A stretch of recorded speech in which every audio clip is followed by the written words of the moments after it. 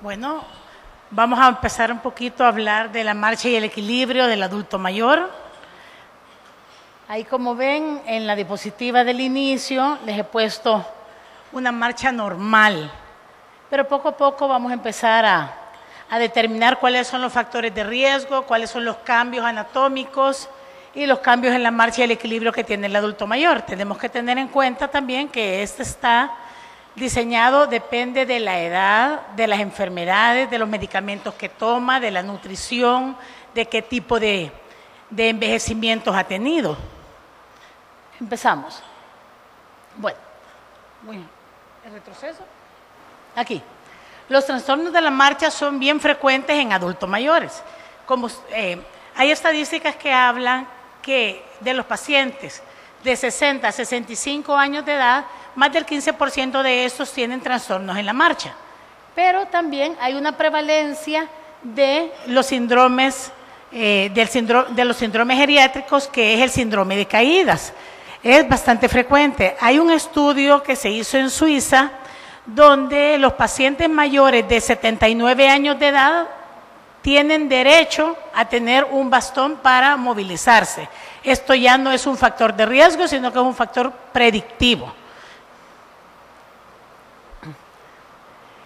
¿Qué es caída? La caída es un evento intencionado, no intencionado, el cual una persona llega directamente al piso o llega a una parte inferior de sus piernas. Esta no causa pérdida del conocimiento, no viene prescrito por un evento cerebrovascular, una parálisis o una convulsión. Además, también es un cambio súbito, inesperado del cambio de posición de una persona, que lo precipita hasta la tierra. Ahora, que a veces nos topamos con familiares que nos llegan a decir, doctora, pero es que mi papá se cae a cada rato. Entonces ahí nos topamos con el diagnóstico de caídas recurrentes, que son más de 2 caídas en menos de 6 meses. Pero ¿qué pasa con los ataques de caídas? Entonces son caídas inexplicables, pero siempre sin pérdida del conocimiento. Entonces, aquí tenemos que saber definir o saber explicarle al médico que nuestro paciente se cae en las noches, como dijo el doctor, siempre se cae generalmente en la habitación o cuando van caminando hacia el baño. Las caídas más frecuentes generalmente ocurren entre 10 de la noche y 2 de la madrugada. ¿Por qué? Porque el adulto mayor se levanta mucho en la madrugada. Entonces, eso también es parte del síndrome de caídas y el movimiento y de la pérdida del balanceo. A veces el adulto mayor, yo siempre hago este comentario en mi clínica, que los focos ahorradores de luz nos vinieron a pasear a todos. Todos los salvadoreños somos ciegos ahora, porque todos teníamos focos ahorradores de luz. Entonces, las habitaciones de un salvadoreño son de más o menos clase media-baja de 6 metros cuadrados. Y en esos 6 metros cuadrados era un foco ahorrador de luz para todas las esquinas de ese cuarto.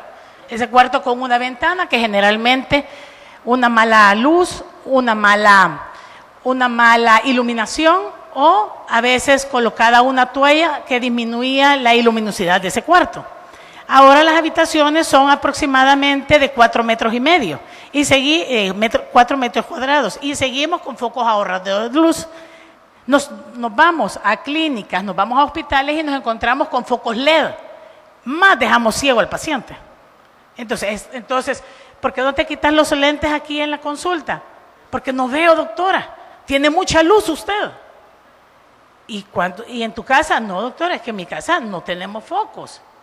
Entonces, nos estamos topando con un síndrome de caídas que en vez de llegar a los 60 años, va a empezar a los 40 o a los 50 con la presbicia. Ahora, entre la epidemiología, la primera causa de muerte de tipo accidental es una caída, independientemente esta cuál haya sido. Tal vez porque el paciente que sufrió la caída no le dio la importancia de vida, tal vez el paciente estaba solo, tal vez el paciente se levantó de una forma rápida y no dijo y vino a decir al mes siguiente. Hace unos días se cayó un paciente y entre la caída y no avisó, le dijo a la esposa que había llegado un doctor y que le había dicho que la cura de esa caída era no levantarse un mes de la cama. Entonces viene la esposa, que es otra adulta mayor, y le dice, ¿quién te dijo eso? Es que fíjate que vino el doctor cuando tú no estabas y me dijo que me tenía que acostar un mes entero. ¿Cómo le dice? ¿Un mes entero? Sí, un mes entero. Y en un mes entero ustedes saben las complicaciones y las consecuencias que iba a tener este señor por no levantarse un mes entero. Era que el primer día, después del 31 día de haberse acostado, se iba a caer, porque iba a perder masa muscular, como dice la doctora Enríquez. El equilibrio iba a estar mal, el peso iba a estar disminuido, estaba aguantando el dolor, tal vez hubiera hecho algún delirio. Entonces, todas estas cosas se las cuento porque son cosas que tal vez por el poco tiempo que tenemos en la consulta, no se las preguntamos a nuestros pacientes y nuestros pacientes a veces ni las cuentan. Es la sexta causa de muerte en los pacientes mayores de 65 años en los Estados Unidos. El 20% de estas caídas pasan a ser control en una unidad de emergencia. Un 20%. Hay muchos que creemos que tenemos un doctor en nuestra casa que después de esta caída lo soban, le ponen metilo y ya estuvo la caída. Y hay de un 30 al 50% de pacientes que son hospitalizados. ¿Pero por qué creen ustedes que esta cantidad se eleva? Porque son hospitalizados. Porque generalmente los que van al hospital son los que el familiar los vio con sangre. Porque el familiar no los pudo levantar y tuvo que llamar al vecino a que lo levantara. Porque perdió el conocimiento. O porque tal vez no iba a poder dormir él y el siguiente día iba a tener que pedir permiso para no ir a trabajar. Del 5%, del 5 al 10% de los pacientes que se caen, muchos sufren solamente lesiones en los tejidos blandos. Pero de estos, de 3 a 5% sufren algún tipo de fractura esquelética.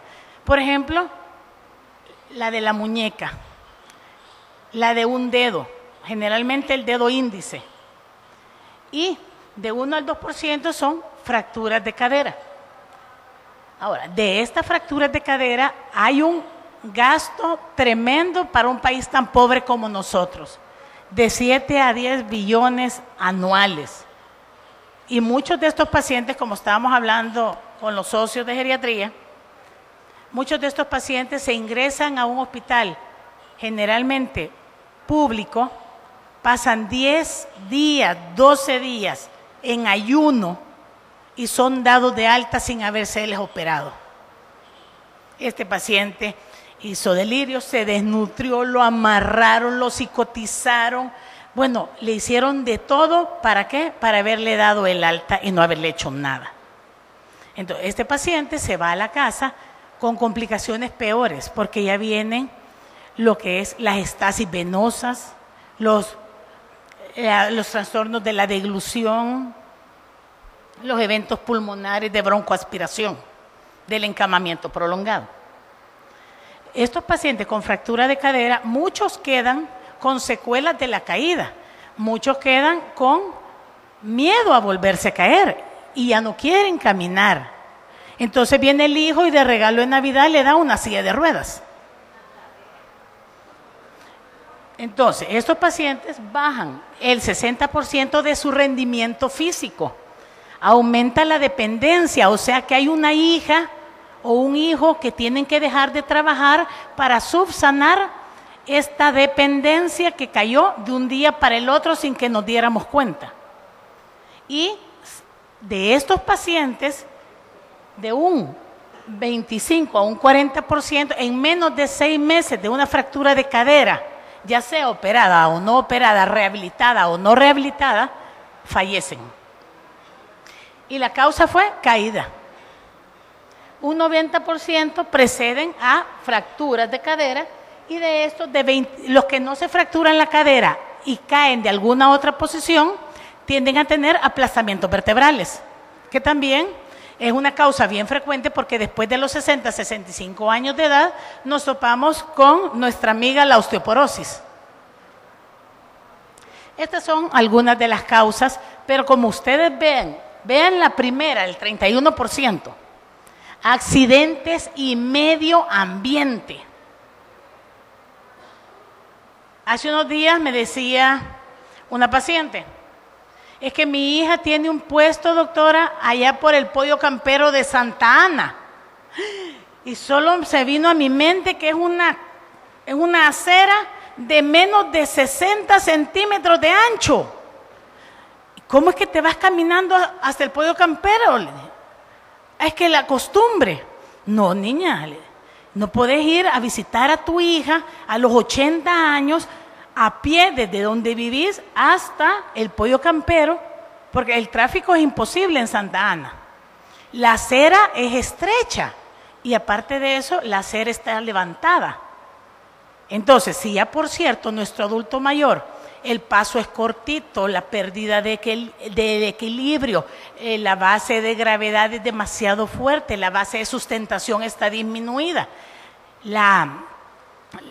¿cómo se llama? La disminución de la fuerza, la disminución del tono, la disminución del músculo.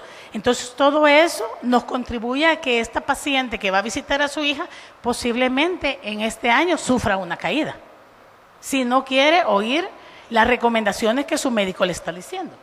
Y la otra, también de bastante importancia, es los trastornos de la marcha y el balance, que son propios de la edad. Como les dije anteriormente, el estudio que se hizo en Suiza, después de los 79 años de edad, que un adulto mayor ande con bastón, es un proceso normal del envejecimiento y no es una enfermedad ni un deterioro. Y de aquí nos topamos con las causas desconocidas, que es que el paciente se levanta con dolor porque durmió mal, que el paciente tiene artritis reumatoidea, que el paciente bebió en la noche, que se cae seguido de la cama, se enreda en el edredón.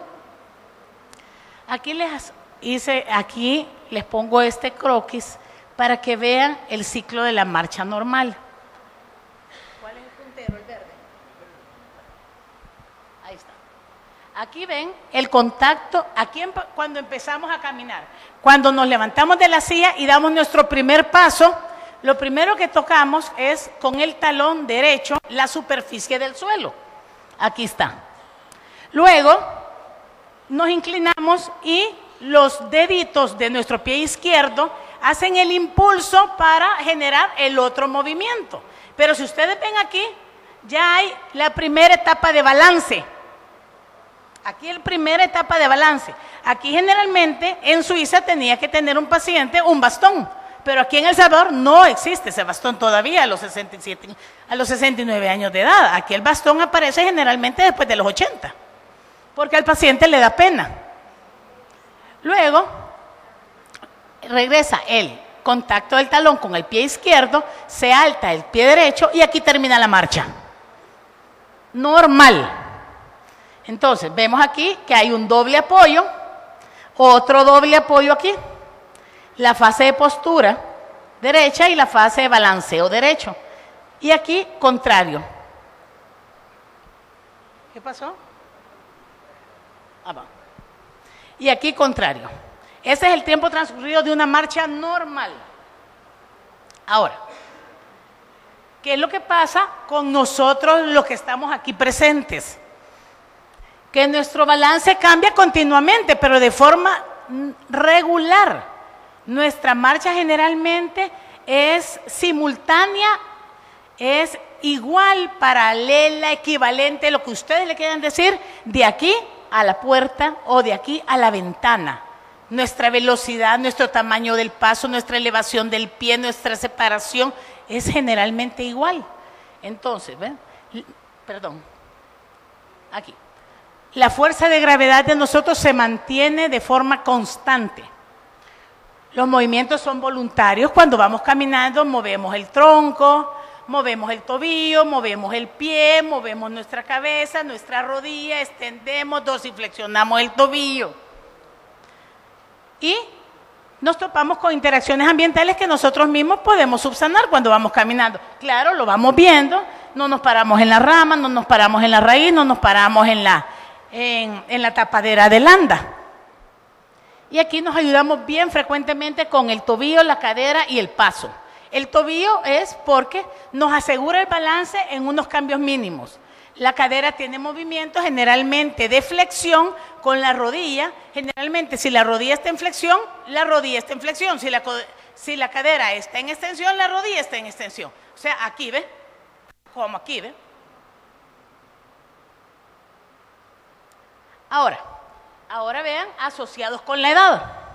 Vaya, miren, la velocidad disminuye.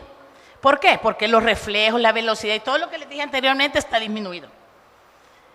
El paciente adulto mayor tiene pasos cortos. No sé si ustedes se han topado con un adulto mayor que llega a la clínica y empieza a caminar así. Y al rato. No sé si se han topado con esos tipos de pacientes. Entonces, ven que el adulto mayor está agarrado de la mano. ¿Por qué no tiene un andador? Tal vez no lo pueden comprar. O tal vez él se siente mucho más seguro agarrado del brazo de su hija o del cuidadero. El braceo de nosotros es como el de los soldados, simétrico. Pero ¿qué pasa con el braceo del adulto mayor? No tiene extensión del brazo. Va con el brazo ligeramente en flexión. No lo lleva para atrás, lo lleva casi pegado al tronco y separado, porque el adulto mayor no camina así. El adulto mayor camina separado. La flexión del tronco. La fuerza del tono disminuye la base de sustentación y hay inestabilidad. Y como les digo, el pie no lo levanta tanto del piso. Y hay muchos que se les oye como que fuera minuta. Hay muchos factores. Ya hablamos de los extrínsecos, ahora los intrínsecos. Todos dependen del sistema nervioso central. Los problemas neurológicos y los problemas psiquiátricos a la cabeza. Con dos fibras, las aferentes y las eferentes. Con los adultos mayores lo que pasa es que las fibras aferentes tienen una disminución en la fuerza y en los reflejos. Y con las fibras eferentes hay unas alteraciones en las conducciones nerviosas, principalmente en lo que se llama los sentidos, oído y ojos. Ahora según la diapositiva, les pido por favor que visualicen el rojo y el azul. Claudia a muchos les dio una hoja. Yo no me la he aprendido, ustedes tampoco se la van a aprender. Pero sí, a partir de aquí, quiero que vean la hoja, que vayan leyendo un poquito de la hoja, porque vamos a entrar a lo que es la escala de Tinetti. Entonces, aquí es lo que les estaba diciendo con la figura anterior. Miren, el carcañal o talón derecho inicia la marcha. El pie rojo toca el piso normalmente con el carcañal o talón, como nosotros le decimos. La cadera está flexionada y la rodilla está extendida y el tobillo en dorsiflexión. Primero. Segundo, aquí se inicia la carga. ¿Por qué? Porque el pie rojo queda completamente topando al suelo y el pie izquierdo nos sirve para darnos el empujón para seguir caminando. O sea que la fuerza que ejerce nuestro pie izquierdo sirve para que podamos caminar. Y aquí hay un problema de gravedad también, por eso es que el adulto se cae. Luego nos topamos aquí donde el pie, se levanta el pie azul, se levanta el pie azul y continúa hasta que el paso corporal se alinea con su pie de soporte. La pierna roja avanza sobre el pie rojo por dorsiflexión del tobillo, cadera y rodilla extendida.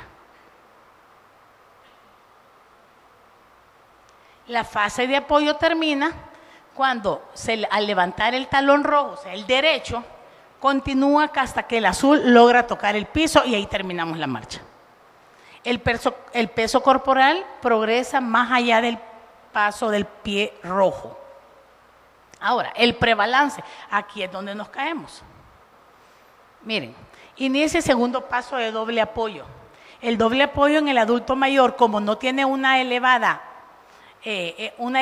adecuada de su miembro inferior, la gravedad es más fuerte que la gravedad de una persona que está caminando simultáneamente. Aumenta la flexión plantar del tobillo, aumenta la flexión de la rodilla y disminuye la extensión de la cadera. Aquí. El balance medio. Aquí están las dos piernas a la par. Una pierna siempre carga más que la otra. Continúa a partir del balance inicial hasta que la extremidad está frente al cuerpo y la tibia está vertical. Pero ¿qué pasa con esto?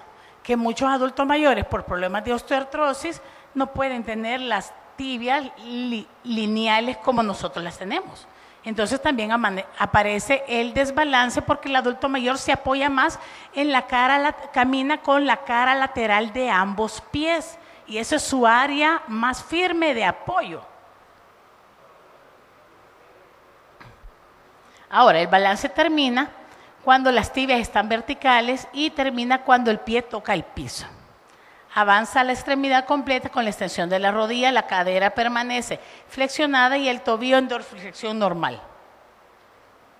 Ahora, estas eran las características de nosotros. Ahora, seguimos con las características de nosotros para que vean la diferencia. El cuerpo y la cabeza son erguidos, miramos para el frente, el adulto mayor va mirando para abajo. Los miembros superiores nos balanceamos de una forma equilibrada. Los pies están ligeramente en eversión. Cuando caminamos, tal vez no nos hemos fijado, pero no caminamos así, caminamos así. Los pies están casi igual y los maleolos internos generalmente los rozamos uno con el otro.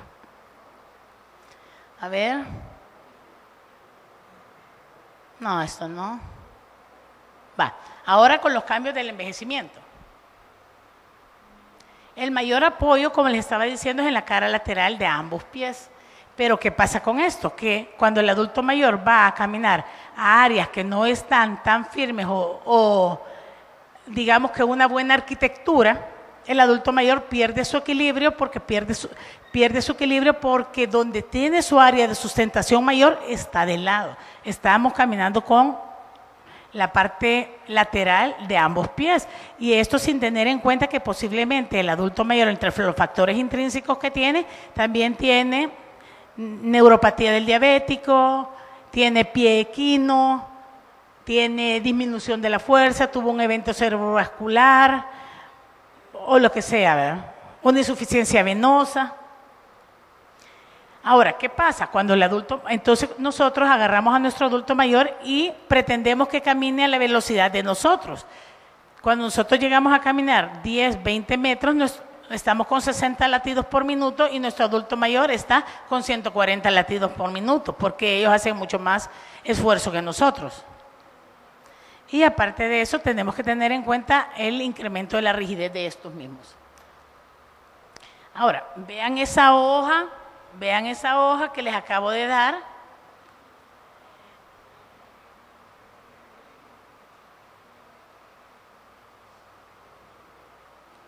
Esa es la encuesta de Tinetti, donde se valora marcha y equilibrio.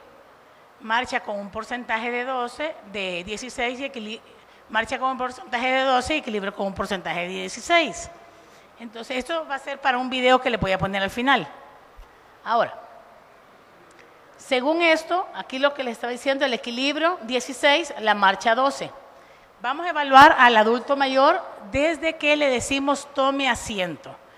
A veces nuestras clínicas no están tan apropiadas para hacer una escala de estas de una forma adecuada, pero cuando le abrimos la puerta a nuestro paciente y empezamos a oír ese chasquido de los zapatos, esa posición de flexión de la cadera con rodillas, esos piecitos realmente más separados de 50, 60 centímetros. Entonces, este abuelito desde allá sabemos que puede ser un cliente a tener un alto potencial a una caída. Entonces, el balance lo vamos a poner, se va a sentar en una silla que no tenga brazos, vamos a decirle que se levante. A todo esto le voy a decir una cosa, esta prueba se hace en unos de 8 a 10 minutos. Vamos a valorar si el paciente tiene intentos para ponerse de pie, ya sea que se apoye en la silla, que se apoye en sus rodillas, que tenga que abrir más las piernas, que pida ayuda, que le cueste, todo eso. Ahora, el balance inmediato al levantarse, si el paciente al levantarse queda con un poquito de movimiento, el balance del pie, vamos a valorar a este paciente con empujón. Yo realmente a los pacientes que llegan solos no les hago ni el empujón ni los ojos cerrados, porque ya he tenido respuestas inadecuadas en el consultorio. El giro de 360 y al sentarse. Y la marcha, esta sí la podemos desde que entran, desde el inicio de la marcha, la longitud, la elevación de los pies, derecho, izquierdo, simetría de los pasos, continuidad de los pasos, el rumbo, el tronco y la base de sustentación. Ahora, mientras más puntos tenga nuestro paciente, menos riesgos de caída tiene. Ahora, unos libros hablan que si la puntuación está abajo de 19, tiene un riesgo potencial de caída. Otros dicen, si está abajo de 18, tiene un riesgo potencial de caídas. Ahora, cuando estemos haciendo la evaluación de la marcha, la primera pregunta que le vamos a hacer al paciente es si tiene miedo a caerse.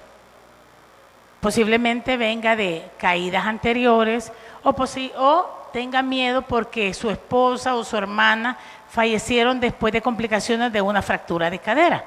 Y este también lo ha traído así y tiene miedo a caerse. La evaluación dura de 8 a 10 minutos y la evaluación de la marcha se tiene que hacer caminando detrás del adulto mayor. Cuando estamos haciendo la evaluación del equilibrio, sí, el evaluador tiene que estar frente al paciente porque los movimientos de empujarlo o los movimientos de rotación con los ojos cerrados pueden generarnos problemas también. Vale. Aquí les voy a pasar este video y ustedes tienen la hoja. ¿Cómo lo paso? Espérate. Vale, ¿cómo le doy play?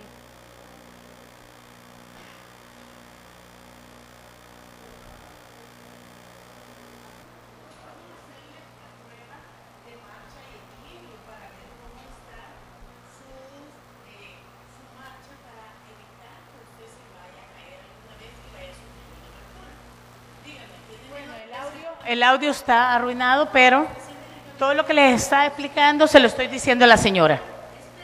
Ahí van 3 metros de longitud donde el adulto mayor va a tener que caminar ida y vuelta. Como ustedes ven, los pies no le logran tocar al piso.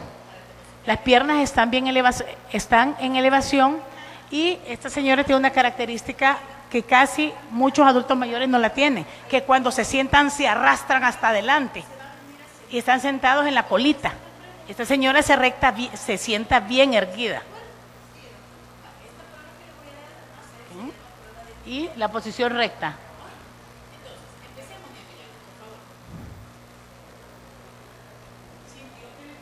Ella camina con una posición altálgica porque tiene una artrosis de rodilla.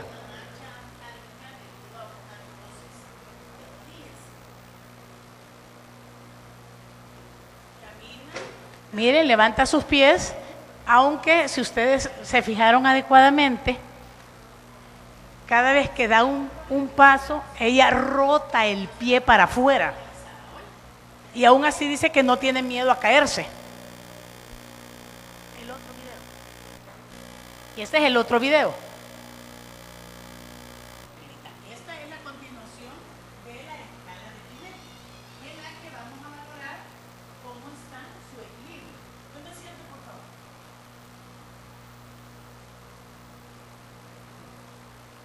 Toma asiento y se deja ir.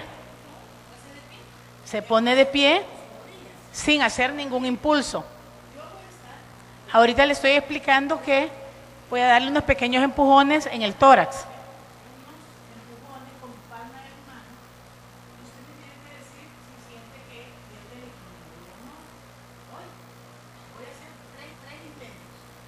Es una persona que entiende perfectamente lo que se le está diciendo.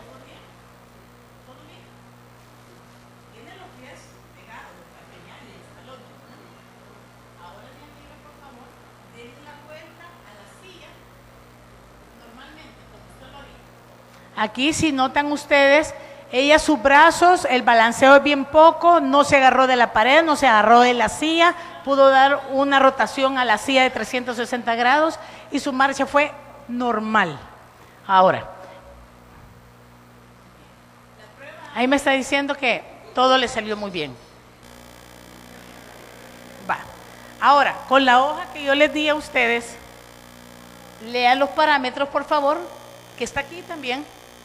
Entonces tenemos, aquí el conteo es de 0, 1 y 2, como les dije, mientras más numeración, menos riesgo de caída, mientras menos numeración, mayor riesgo de caídas.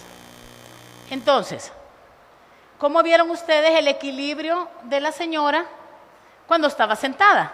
Uy. ¿Cómo lo vieron? Perfecto. O sea, no es una señora que se siente y se rota para adelante. Una señora que queda completamente erguida, aunque los piecitos de ella no lograban tocar bien la base del suelo. Ahora, ¿cómo ven ustedes cuando se levantó de la silla? ¿Vieron que hizo algún impulso? Hizo un impulso, hizo sus piecitos para atrás y se incorporó. Ahora, y después de que se levantó, en ese ratito que se levantó, ¿vieron que le faltó el equilibrio? Ahora, el equilibrio con los pies cerrados no lo hice ni tampoco. Ahora, ¿cómo vieron ustedes que ella dio el giro de 360 grados? No se agarró de nada. Lo hizo bien. Para su antálica rodilla, eso lo hizo bien. Ahora, la resistencia a un empuje external. Aquí yo le expliqué a ella que yo le iba a empujar, no iba a ser tan fuerte, y cuando yo le dije eso, yo percibí en ella que sus rodillas estaban en una hiperextensión para no caerse, pero aún diciéndole eso, ella no hizo ningún pie para atrás de apoyo. El equilibrio tras la hiperextensión del cuello, ella tampoco le hizo así. Entonces yo a esta escala, que es de 16, yo le puse a ella 14. Ahora la evaluación de la marcha. ¿Cómo vieron que inició la marcha? Ella tiene 69 años de edad.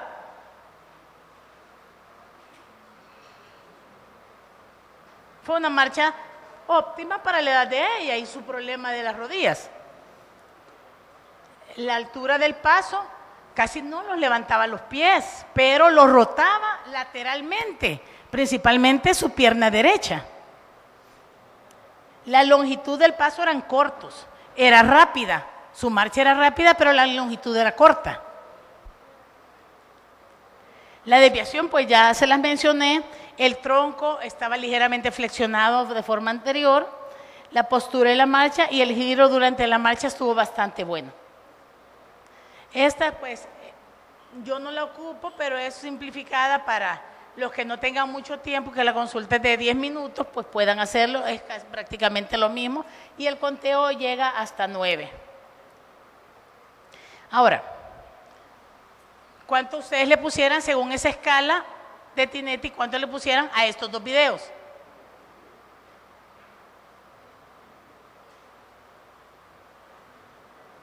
Cuando la puntuación máxima es 28. Bueno, tiene arriba de 20. Tiene arriba de 20. Va. Entonces, esta señora, digamos que no tiene riesgo de caída. Pero en 6 meses que volvamos a citarla, va a ser necesario volverle a hacer, porque su problema de rodilla es latente. Ahí está. Muy bien. Ahora, ¿qué vamos a concluir con esto? El fenómeno de caídas es al mismo tiempo causa y consecuencia de los síndromes geriátricos. Un paciente que se cae se desnutre, un paciente que se cae alucina, un paciente que se cae, bueno, de todo lo que hemos venido hablando le pasa. La evaluación mínima del riesgo de caídas es algo que nos compete a todos, especialmente a los médicos de primer contacto, donde va el paciente por dolor porque se cayó y después el médico de primer contacto lo refiere a un hospital o con un especialista, con un ortopeda. Y debemos insistir en la evaluación adecuada de los factores de riesgo y hacer efectivas las modificaciones de este. A veces es necesario decirle a los pacientes, por muy pobrecitos que sean, que la INA es un factor de riesgo. Es necesario. El adulto mayor tiene que andar con un pie que esté protegido, con un zapato que esté protegido todo su área plantar y parte de su área dorsal. Muy bien, muchas gracias.